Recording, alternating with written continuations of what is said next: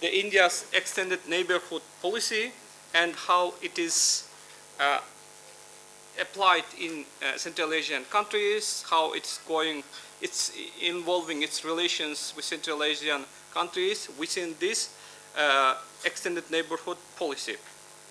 And to see the results of this policy, I will give some statistical trade relations, because to understand what's the main result of this policy, we have to see some numbers.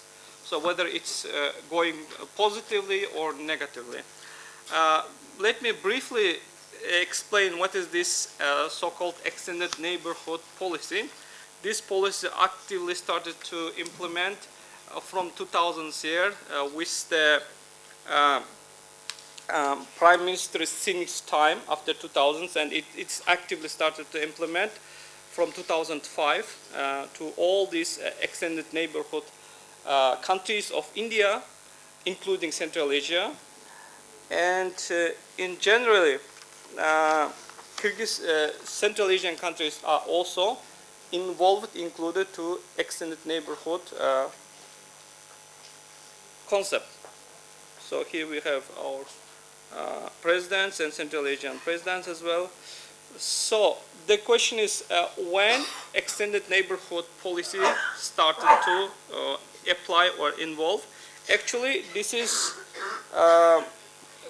goes far from 2000s, because the main idea of extended policy come from the main philosophical idea of India after the independence, which says Vasundhave Kutumbakam. Vasundhave Kutumbakam, which means world is big family. So this is how this is the actually continues of this philosophy in the extended neighborhood policy, whether the stability and prosperity in neighboring countries is the best interest for India. That's why India is interested to have stable and prosperous neighbors and extended neighbors, including Central Asia as well. Within this policy, India is applying so-called proactive economic, cultural, and trade policies. This is like Indian-oriented policy, and I want to look to this policy from the perspective of local countries. So how local countries are reacting to this policy, and what are the results? To see this reaction, I just analyze the trade relations between India and Central Asia. So after this policy was implemented, what were the trade trends, import and export trends between these countries and India? And see, and let me go on. So in this graph, you can see the Kyrgyzstan's import from India, which means India's export to Kyrgyzstan, to my country. You see, it's from 2005. The main point is 2005, when the extended neighborhood policy started to apply. You see the trend is going up, which means India is started to export to Kyrgyzstan more goods and services within this policy. Because after this policy, many official delegates visit each other, presidents, prime minister levels, and all this activity started. And then India's export to Kyrgyzstan started to going up. In 2015, we see some down, but in general, trend is always upward going. And total export of India and import of Kyrgyzstan from India is $45 million in 2020. This is Indian perspective, you see. So we can say that here, extended neighborhood policy is working for Central Asia, actually. What about Kyrgyzstan? How Kyrgyzstan exporting goods and services to India? You see, it's not stable, like it's ups and downs. So Kyrgyzstan is exporting goods and services to India, but it's not stable. Sometimes it goes up, sometimes it goes down.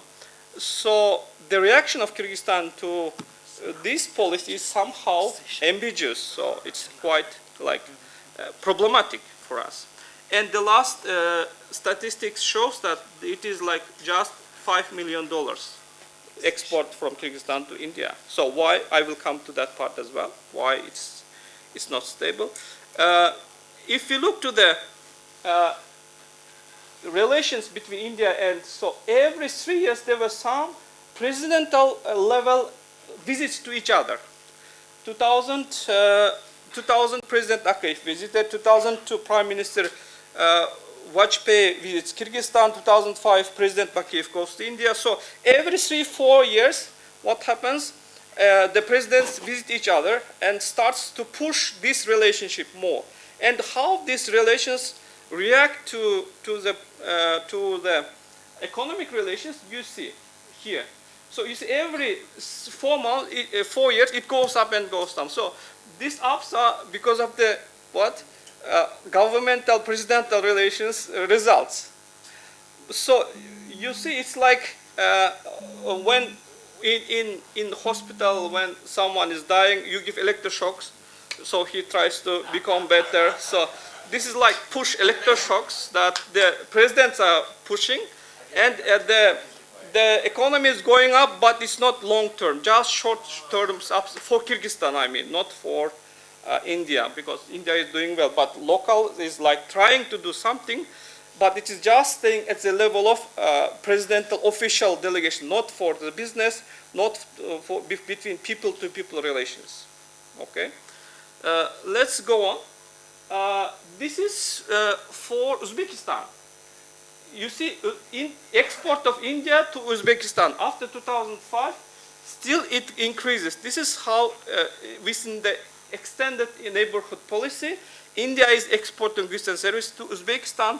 Total export is 2021. It is $450 million goods and services India has exported to Uzbekistan. It's still trend is upward sloping, and it's also positive. It's good.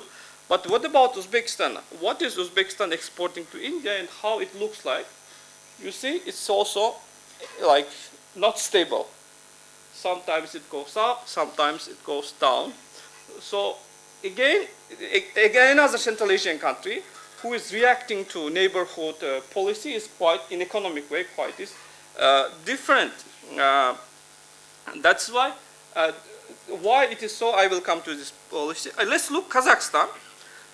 Kazakhstan's import from India is almost like $400 million. $400 million. It's also India's export to Kazakhstan. It's still like after 2005. If you see when the extended policy was started, it's still going up, like upward. So India is also doing well for Kazakhstan, but Kazakhstan's export to India in 2020, it's also not stable, but first stable goes up and down and goes up. But the Kazakhstan is the only this country who has positive trade relations with India. So Kazakhstan's export to India is more than its imports goods and services, because Kazakhstan mostly exports to India fuel, energy resources, minerals, pharmaceutical, and so on. That's why it has the positive trade balance within India. So it means if Kazakhstan is exporting to India, then there should be no obstacles for other Central Asian countries to export goods and services, right? Anyway, let's come to Kyrgyz and the Indian relations. In this case, why Kyrgyzstan's trade potential is low with India? Because why we are like going ups and what are the obstacles to solve this problem? Number one, transportation and logistics problem. So it's very hard to export goods and services from Kyrgyzstan to India. It has high costs also to import. That's another problem. Tariff and trade barriers.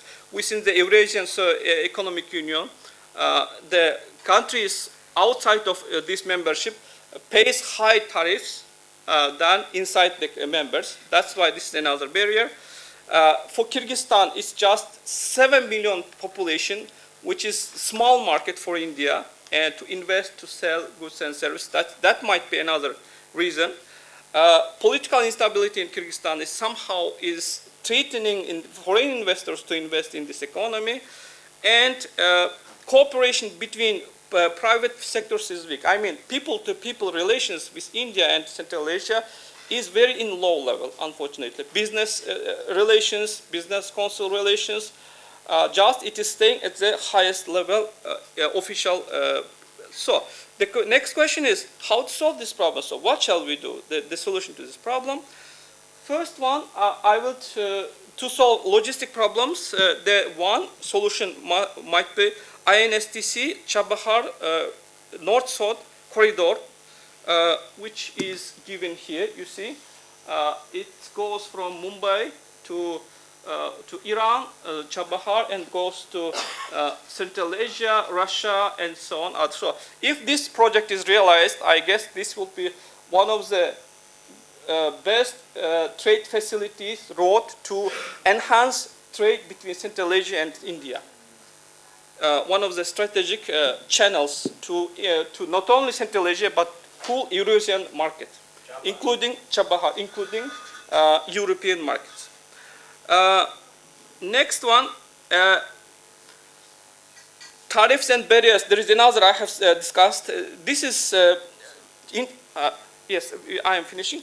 So, India and Eurasian Economic Union now working on free trade zone, which means India should not focus just on Kyrgyzstan or just Central Asia, but India should focus when it's investing in business to whole Eurasian economies, including Russia, because this is the big market that can solve this problem. And if this free zone between India and Eurasian economic will be done, the trade turnover between these countries in 2025 is expected to be $25 billion, which is a good number.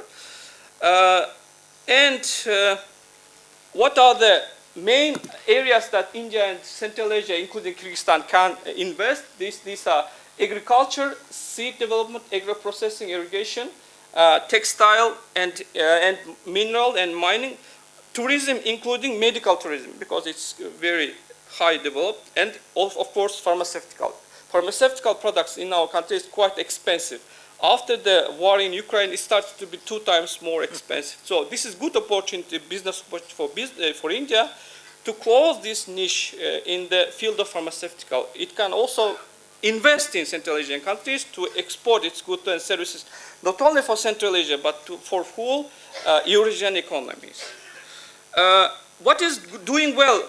Education is doing well with India. What is it? For example, 61% of total foreign students in Kyrgyzstan is Indian students who is studying medical, usually, mostly medical studies, and 31 is Pakistani and other students. So in the field of In the field of education, we should also somehow enhance our relations, not only Indian students to Kyrgyzstan, but Kyrgyz students to India as well, in terms of research, collaboration, and education, and so on. So in conclusion, what I want to leave with you, the main idea, as my previous colleague discussed about, yes, India cannot compete with China, but India can cooperate with China, at least. Secondly, in Central Asia, India should not forget about Russia.